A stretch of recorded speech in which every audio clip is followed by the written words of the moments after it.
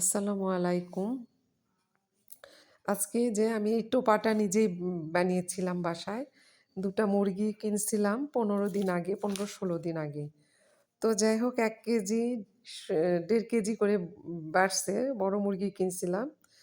১.৫ KG, ২ KG ২ কেজির একটু কম কিনছিলাম। আর এই মুরগিটা আবার মাপতে নিয়ে যাচ্ছি। ২ টা মিলে ৫.৫ কেজি হয়েছে।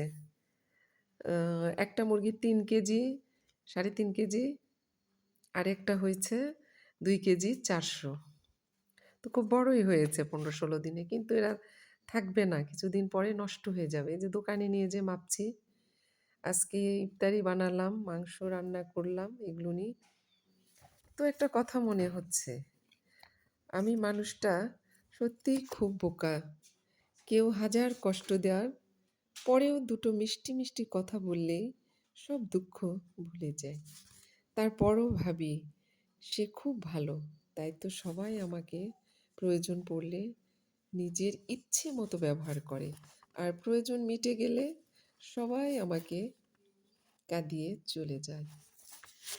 তো এটাই জীবন। এভাবেই দিন যায়, মাস যায়, বছর যায়, বয়সও চলে যাচ্ছে, আর কিছু করার নেই আমাদের। তো সংসারে অভাব থাকলে কিছুই আর ভালো লাগে না।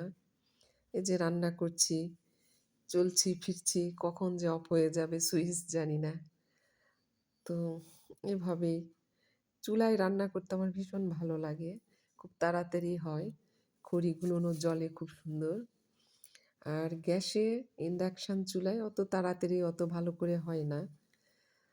তো যাই হোক, এই যে ওই মুরগিগুলো কেটে ফ্রিজে রাখলাম কিছু, আর রান্না করছি।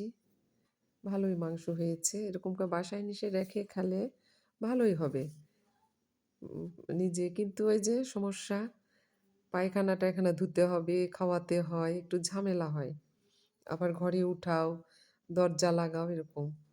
এই যে মাংসটা খুব সুন্দর হয়েছে। দেখতেও মাংসটা ভালো, খেতে কেমন হবে জানি না। এই যে পুঁই শাকের বিচি, ২ টা আলু দিয়ে, তেলাপিয়া মাছ দিয়ে একটু ভাজি, ভাজি করব এটা। তো ভোরে তো বেশি খাওয়া যায় না, সেহরি ইফতারির পরও খাওয়া যায় না। যাক তবুও ১ দিন রান্না করলে ২ দিন খাওয়া যায়। ভালো লাগে গরম করে, করে খেতে। এভাবে রান্না করে রেখে দিই। রোজা দেখতে, দেখতে ৬ টা চলে গেল।